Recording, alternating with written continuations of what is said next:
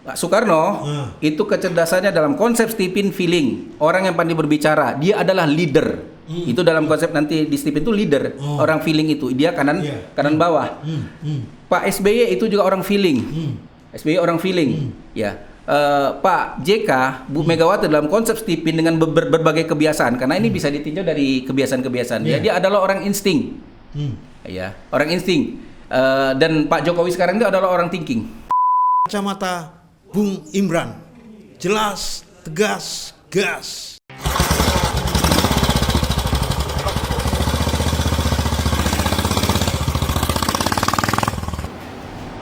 Kacamata Bung Imran, jelas, tegas, gas. Salam sehat warga Siantar dimanapun berada dan warga Indonesia. Kali ini kita membicarakan hal yang berbeda dibandingkan sebelum-sebelumnya. Kalau kita bicara tentang politik, bicara tentang berbagai hal yang berkaitan dengan Kota Siantar, kali ini terkait dengan masalah hal yang sensitif juga nih, terkait dengan kemanusiaan, baik itu potensi dan bakat. Yang kita hadirkan seorang narasumber, sebenarnya beliau ini udah banyak berkiprah lah, pernah menjadi anggota DPR, pernah kerja di bank dan berbagai tempat dari kota ke kota. Tapi kali ini beliau ini ternyata punya lembaga namanya Stephen. Saya kenalkan juga lah, ini salam sehat Bung Johan Arifin. Salam sehat, Bung Imran. Iya, kita ketemu lagi. Dalam tahun lalu kita sering berkomunikasi, tapi kali ini penampilan daripada Bung Johan Arifin berbeda. Kayaknya memang ini hal yang baru. Tapi sebelum kita bicara panjang lebar, ini kita bicara tentang mungkin secara kejiwaan atau psikologi lah.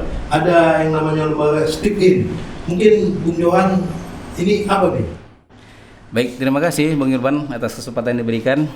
Juga selamat pagi dan salam sehat buat warga Siantar, Simalungun dan seluruh Indonesia. Baik, saya ceritakan tentang Stephen. Stephen ini sebenarnya adalah di samping sebuah lembaga adalah sebuah potensi diri manusia yang didikat dengan nama Stephen, yaitu sensing, thinking, ya kan, intuiting, feeling, dan insting. Jadi ini tentang genetik atau kepribadian seseorang yang jenius diberikan Tuhan kepada kita sebagai manusia, dan ditelaah, diteliti, didapatkanlah sebuah kesimpulan bahwasanya dengan berbekal mesin genetik ini seseorang itu akan mampu survive dan enjoy dalam kehidupannya di muka bumi ini. Demikian. Artinya dia bisa mengetahui bakat dan potensi genetiknya ya? Betul. Ya, ini potensi, artinya bakat dan potensi. Banyak orang mungkin nggak mengetahui, bakatnya dia tahu, tapi nggak tahu potensinya kemana gitu. Stephen ini awalnya ini gimana nih? Baik, awalnya Stephen ini sebenarnya berdasarkan teori-teori besar para penemu-penemu tentang psikoanalisis, ya, di mana kita sama-sama ketahui atau di dalam dunia psikologi itu sudah tahu, itu misalnya dari teorinya Carl Gustav Jung, orang Swiss, kemudian ada Ned Herman gitu, ada juga Paul MacLean orang Amerika, di mana di situ diceritakan atau digambarkan atau ditelah mereka tentang potensi yang ada pada manusia. Ada yang namanya otak yang paling atas itu namanya adalah neokortex, di bawah ini limbik. Kalau pakai teorinya MacLean itu yang di bawah ini adalah otak reptil. Ya, otak reptil. Ada di situlah Stephen dikembangkan, ditelaah dan ditemukan oleh seorang yang bernama Bapak Farid Poniman, yang orang Indonesia. Ya, orang Indonesia, tinggal di Bekasi atau di Jakarta, dan dia temukan. Dan yang lebih unik lagi, ternyata ketika kita bicara otak, dan yang kita tahu otak adalah tempat di mana segala potensi dan tempat pengaturan organ-organ tubuh kita diatur di situ, ditemukan ada kaitan dengan sidik jari. Artinya sidik jari kita ini mengarah kepada otak kita. Ketika kita melihat sidik jari ini atau bisa mendeteksi sidik jari, kita mengetahui otak kita, dan dengan mengetahui otak kita mengetahui potensi kita. Wah, berarti bisa dibaca kemana arahnya seseorang itu yang paling berpotensi kemana gitu. Ya, benar. Artinya berkaitan dengan otak tadi, ada otak kiri dan otak kanan gitu. Ya, betul. Ini dua bagian besar. Ya. Tapi yang jelasnya apa yang udah dilakukan gitu? terkait dengan Stephen ini. Jadi tadi ada yang ingin mau saya jawab pertanyaan Bung Imran tadi, kemana arah Stephen ini sebenarnya? Stephen ini kita ketahui kan potensi diri kita. Lantas dengan potensi ini untuk apa? Kan gitu kan? Nah, kita akan menjawabnya bahwasanya potensi ini secara garis besar dalam konsep Stephen dikatakan mengurangi stupid cost. Atau kos kebodohan, di mana banyak sekali dari kalangan kita ini, anak-anak kita, adik-adik kita, mungkin yang kita kuliahnya di mana, akhirnya kerjanya di mana, kan gitu kan? Kita sekolahnya di mana, akhirnya kerjanya sebagai apa, kan gitu kan? Dengan tes bakat ini, kita akan mengetahui dari awal, bahkan ketika umur anak setahun atau ketika sudah kita dapatkan sidik jarinya, kita tahu potensi dia itu kemana, dengan tingkat akurasi 95% gitu. Dan ini perlu sekali ketahui orang tua dan guru dan lain-lain ya. Sangat dibutuhkan dia oleh guru, ya oleh orang tua, bahkan oleh sebuah tim kerja, dia sangat dibutuhkan sehingga tim itu solid mengetahui apa potensi masing-masing, kelemahan dan kekurangan masing-masing sehingga bisa maju sebagai sebuah apakah perusahaan juga demikian. Iya, misalnya anak-anak lah katakan, dia hobinya melukis misalnya, tapi ternyata orang tuanya nyuruh kau masuk jurusan pertanian ya katanya. Akhirnya kan nggak connect gitu ya. Tapi ketika dia kuliah dan insinyur pertanian, dia malah tidak kerja di disiplin ilmu pertanian itu, artinya potensinya ternyata bukan di situ. Secara jujur kita akui apapun ceritanya dan kita boleh ini survei secara sederhana, bisa dipastikan bahwasanya orang Indonesia khususnya mengukur kecerdasan itu berdasarkan intelektualitas. Padahal ilmu-ilmu lain di barat sana belakangan berkembang bahwasanya intelektualitas itu atau kecerdasan itu banyak. Ada yang pintar melukis, dia pintar juga. Ada yang pintar berhitung, dia pintar juga. Ada pintar berolahraga. Nah, jadi pas seperti yang dikatakan Bung Imran tadi, ketika seorang misalnya pintar melukis, kalau di Stephen ini dikatakan intuiting, dia sebenarnya itulah menandakan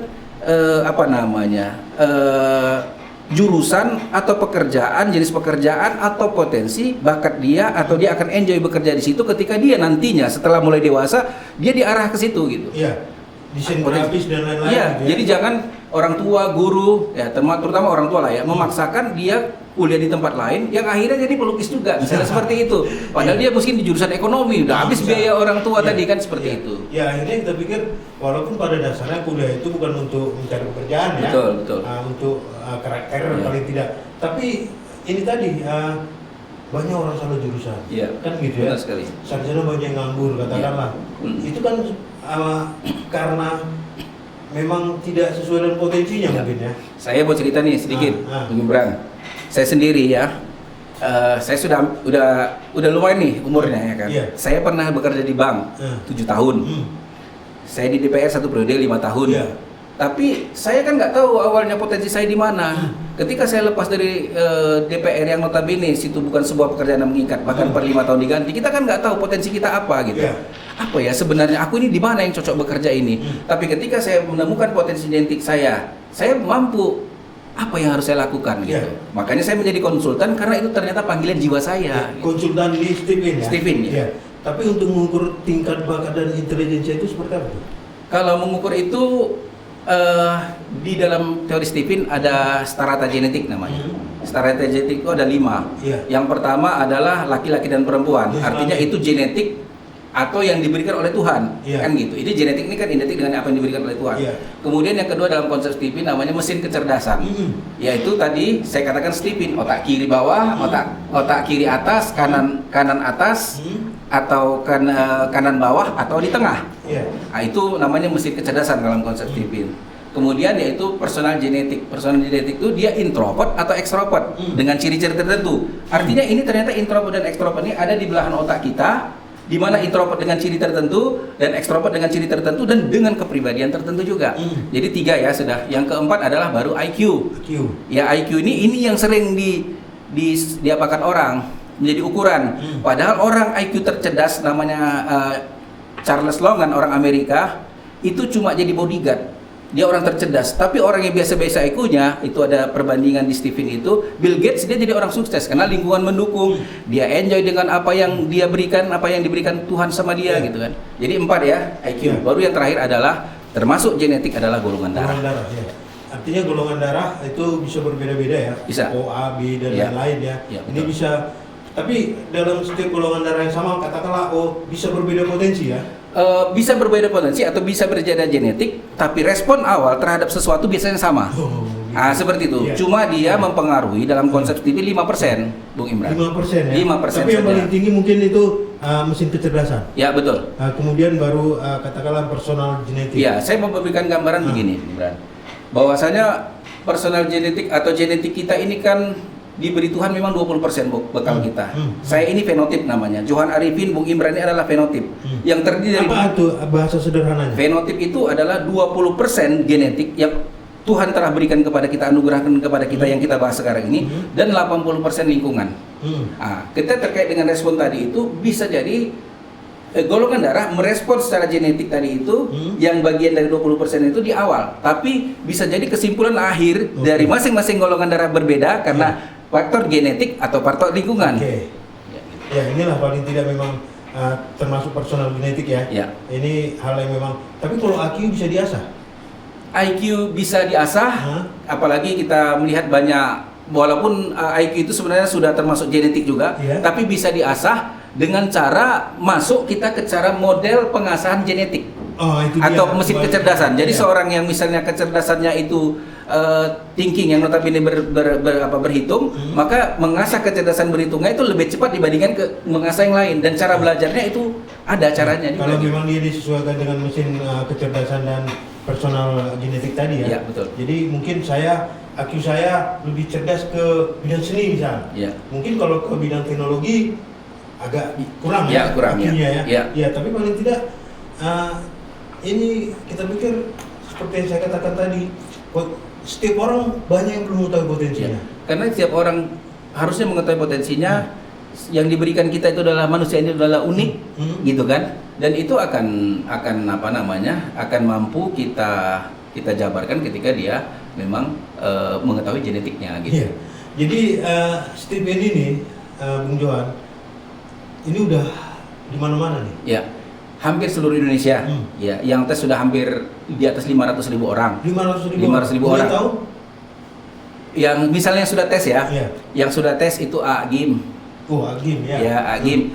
Dia sensing extrovert namanya, otak kanan bawah. Juga Ari Ginandar Agustian termasuk kanan bawah.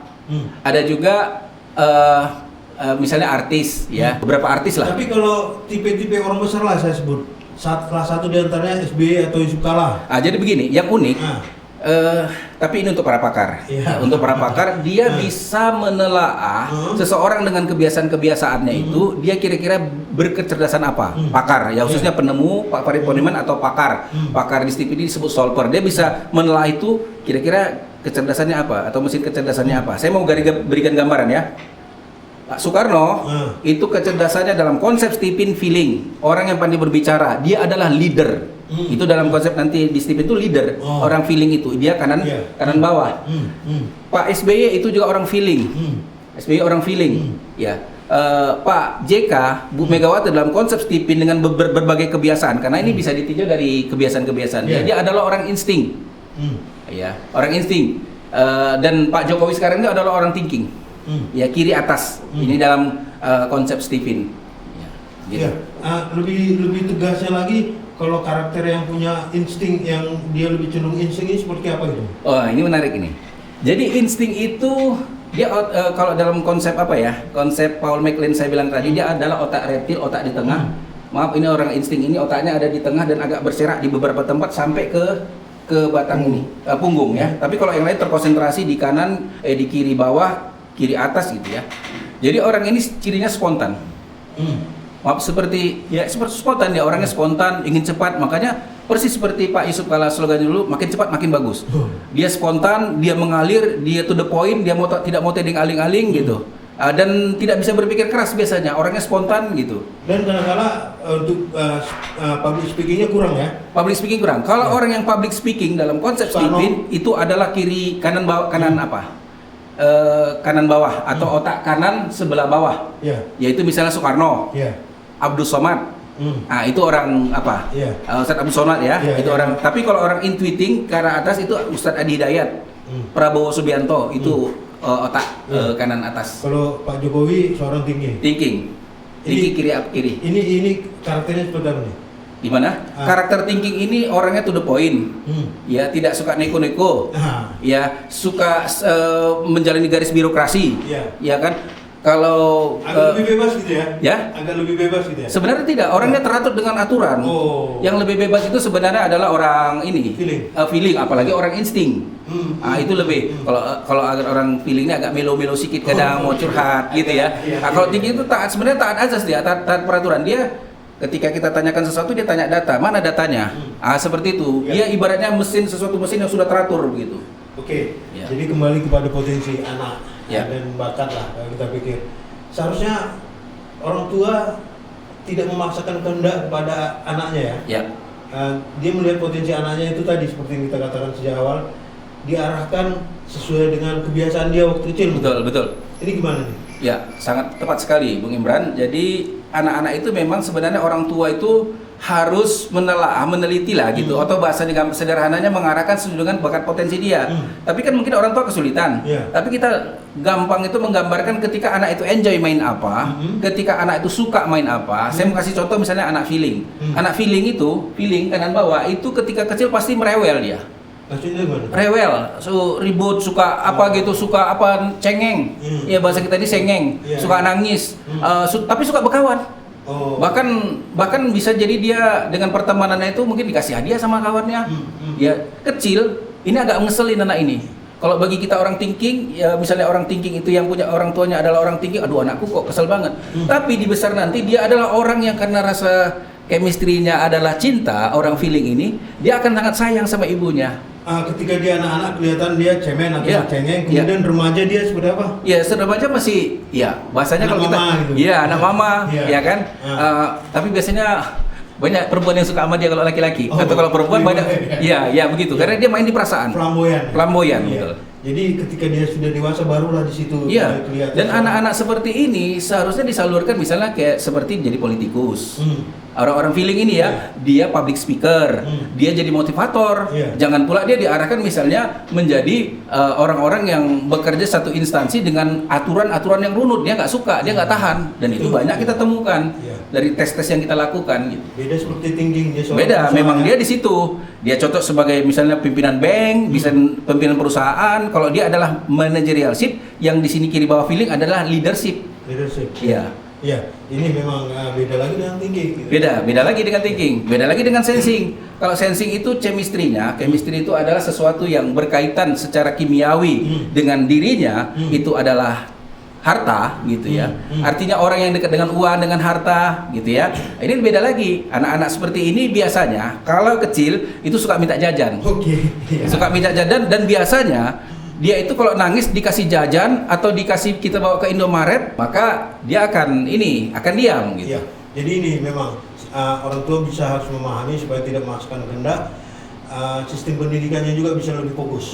Dan ini juga menyangkut karena ilmu Stephen ini ilmu penyempurna dari ilmu-ilmu sebelumnya, bukan cuma sekedar itu. Jadi Stephen ini juga mampu mendeteksi penyakit-penyakit utama seorang yang bermesin kecerdasan tertentu. Penyakit jiwa? Ya, bukan, penyakit-penyakit dalam organ tubuhnya. Misalnya orang sensing, itu penyakitnya di lambung. Dia biasanya orangnya suka makan, tapi karena kekuatannya di otot, dia memang kuat. Tapi kalau dia nggak bergerak, dia akan gemuk. Tapi selalu itu sakit perut orangnya. Thinking bisa menemukan di mana potensi seorang anak, baik itu bukan hanya anak baik pemuda atau bahkan orang tua Bahkan orang tua bisa diarahkan kemana. Banyak orang yang sudah seperti katakanlah Bung Johan udah kesana kemari, ternyata untuk orang tua. Bahkan begini, kalau dalam istilah Stephen, anak dari mulai umur 1 tahun sampai orang tua sebelum meninggal tuh sebenarnya wajib dites Stephen. Contohnya kenapa saya berkatakan demikian? Jika kita menghadapi seorang nenek yang feeling, beda dengan menghadapi seorang nenek yang thinking. Dalam masa tuanya orang nenek yang feeling dia suka berkumpul dengan anak cucunya. Ketika dia sakit, kita datang rame-rame, dia senang. Mari nak, walaupun sakit. Tapi orang thinking dilihat dia nggak mau karena dia mau menyendiri. Dia lebih nggak suka. Aduh ribut kali, bising kali seperti itu. Ini penting bagi kita, bukan cuma sebagai anak-anak, orang tua pun penting. Ini hal yang menarik sebenarnya. Nanti kita akan lebih dalam lagi. Yang jelasnya ada nggak yang udah ditemukan dan bisa menemukan jati diri menjadi orang sukses. Jadi kita break dulu.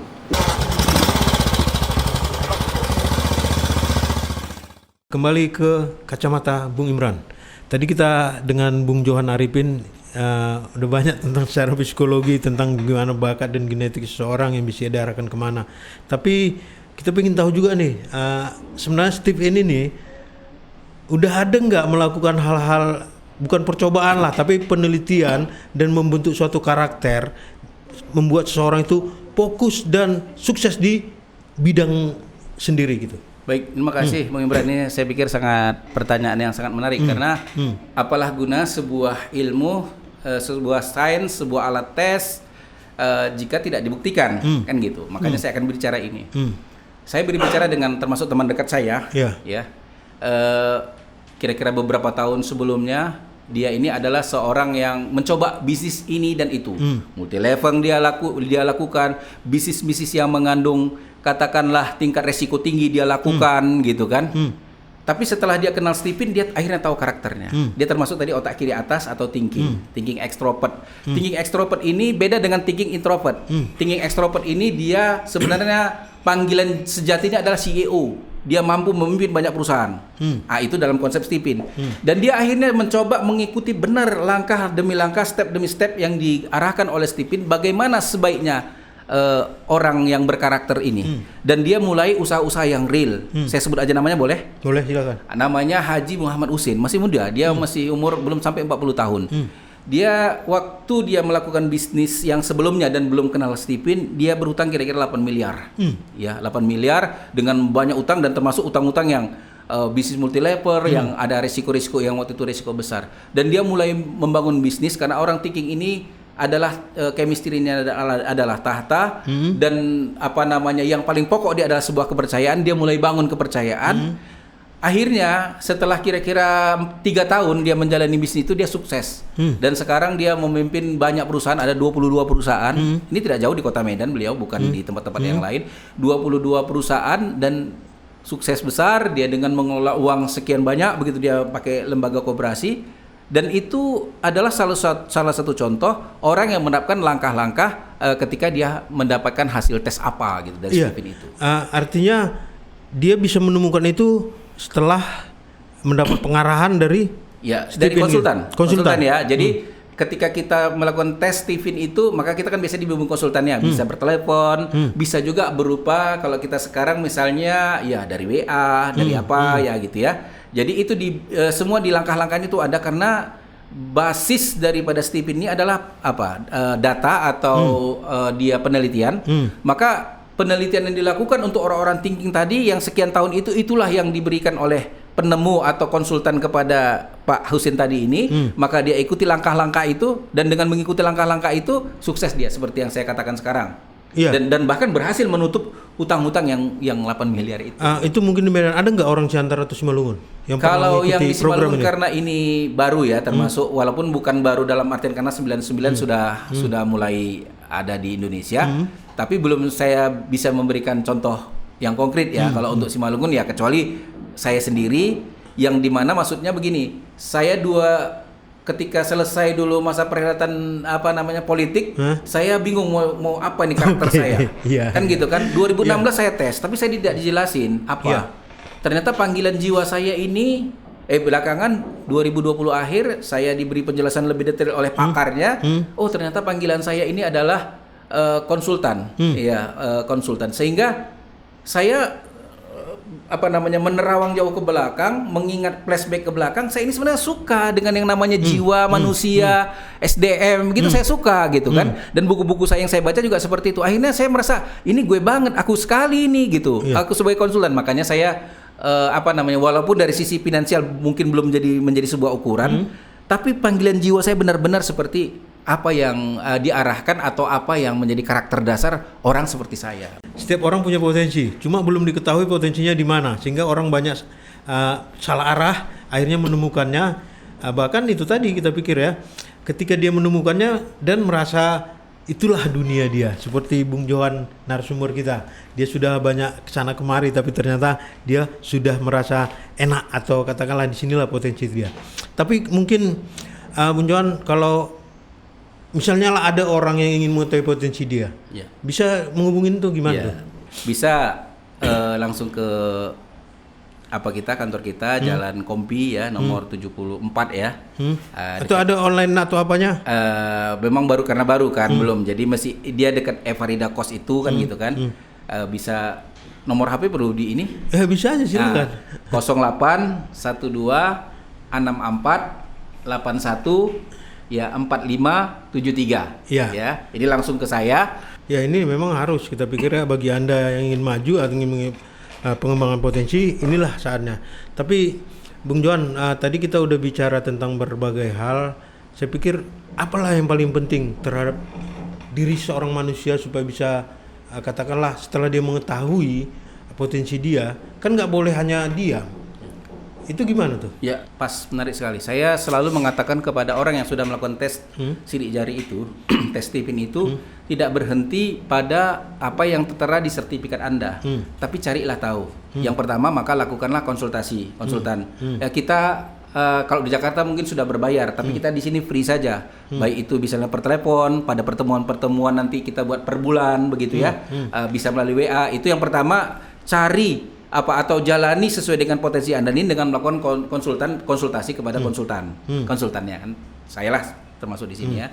Satu. Kemudian yang kedua, tidak berhenti itu bisa membaca literatur yang ada dari tentang kepribadian ini. Lantas walaupun mungkin ada beberapa kalangan yang ketika dia beralih ke mesin kecerdasan asli dia atau apa yang Tuhan ciptakan untuk dia itu kurang nyaman karena faktor lingkungan masih begitu besar. Mau nggak mau kita hijrah juga ini. Hijrah dari lingkungan ke sesuai genetik ini karena di situ nanti letak keberhasilan kita kan gitu kan. Itu yang kedua. Kemudian yang ketiga saya pikir kalaupun kita terkendala selama ini sudah bekerja berdasarkan mesin kecerdasan seperti yang saya sampaikan sama Bu Imran tadi, bisa kita buat sebuah tim. Artinya kita perlu bersilaturahmi kepada orang-orang yang lain mesin kecerdasan untuk membantu usaha-usaha kita menaikkan level kita gitu. Dengan selalu bersama begitu, termasuk kalau membentuk suatu usaha, sebuah kegiatan, sebuah lembaga-lembaga itu kalau bisa yang sesama sehingga bisa saling memotivasi. Berikutnya juga saya pikir ini menjadi saham terbesar kita juga untuk memberikan kontribusi kepada kota kita ini seperti di Siantar. Ketika kita memahami genetik kita, potensi kita mampu memahami orang lain dan orang lain mampu memahami orang lain. Kemudian juga kita bisa memberikan sumbangsih tadi dari potensi genetik kita itu dengan menjadi sesuai dengan apa yang kita inginkan, yang dibutuhkan di kota itu gitu. Kita mengisi ruang-ruang di mana ruang itu kosong di kota kita ini, berkontribusi sesuai dengan mesin kecerdasan kita. Sehingga walaupun dalam cuma katakanlah skup kota Siantar saja, tapi kita memang benar-benar bisa berkontribusi. Misalnya seseorang yang sangat-sangat mencintai lingkungan, dia bisa berkontribusi dengan membuat apa gitu kan, mungkin bank sampah dan lain-lain sesuai dengan mesin kecerdasannya karena dia itu panggilan jiwa dia gitu. Jadi ini memang makanya ketika dia tidak menemukan potensi dia, ada seorang pengusaha yang tumpur. Ada seorang pekerja yang diberhentikan gitu kan. Ternyata mungkin bukan dunia dia ya. Ya, benar sekali. Karena kalau di dunia dia akan pastinya melakukan langkah-langkah yang teratur, terukur gitu ya. Tapi kalau kita bicara tentang kegagalan atau dia mencoba trial and error, kan pengalamannya kan tambah jelas. Oh, dia dunia ini begini ternyata. Semakin tajamlah insting dia gitu. Jadi dia semakin bisa untuk lebih fokus. Ya, dari satu sisi memang benar seperti itu. Tapi ketika udah ada Stephen, kalau saya menyarankan jangan seperti itu lagi. Oh gitu ya. Kenapa? Terlalu besar kosnya. Karena itu satu. Kemudian yang kedua, terlalu banyak umur kita habiskan untuk itu. Ya seperti saya, Bung Imran, ini nyata ya. Saya mendapatkan ini justru di usia yang seperti ini udah hampir 50 tahun. Ya kan begitu. Saya bekerja, saya tinggalkan. 7 tahun cuma di bank, 5 tahun saya sebagai anggota legislatif. Saya nggak tahu potensi saya, tapi umur saya itu banyak yang ke sana, yang kemari. Itu kan sayang. Tapi kan ada manfaatnya juga ya. Ya betul. Kalau dari sisi manfaat semua ada manfaat. Tapi jika kita fokus pada satu tujuan itu atau sesuai dengan apa kita potensi kita, maka kita mungkin capaian kita sudah lebih tinggi dari yang sekarang ini begitu. Jadi artinya yang ingin saya katakan gini, udah nasib saya gini, jangan ya. Tidak boleh. Kita tidak dikenal, justru begini. Ada hal yang luar biasa sebenarnya dari Stephen ini, dari penelitian yang kita lakukan. Sebenarnya Tuhan memberikan potensi ini bukan cuma sekedar memberi, tapi ketika memberi Anda bekerja sesuai dengan potensi Anda, kesuksesan menanti Anda. Anda itu diberi sudah akal, ya? udah sampai seperti itu gitu apa Iya. kita gitu. Iya, ini memang kita pikir. Nah, karena itu yang diberi. Bahasa gini, tidak mungkin Tuhan memberi sesuatu yang dari Dia, tapi ketika kita bekerja berdasarkan apa yang diberi Dia, kita gagal. Tidak. Tidak. Dan kita tidak pernah mengenal gagal dalam konsep ini. Gitu. Iya, ini dia kita pikir semakin mengenal diri Anda semakin cemerlang. Paling Ya. tidak seperti itu. Gitu. Semua orang ingin sukses, tapi cepat atau lambat kita pikir karena memang potensinya ada di diri masing-masing. Ya, betul. Oke, akhirnya karena keterbatasan waktu juga, kita pikir siapapun Anda yang mendengar acara Kacamata Bung Imran, Anda bisa ambil manfaatnya, kesimpulannya. Kita pikir kalau Anda penasaran ya bisa aja ketemu dengan Ya, Bung pastinya begitu. Johan Arifin. Saya pikir orang yang ingin serba tahu, inilah orang yang memang ingin maju. Ya. Jadi akhir kata, kita mohon pamit, sampai ketemu kesempatan berbeda, dan Horas. Kacamata Bung Imran, jelas, tegas, gas.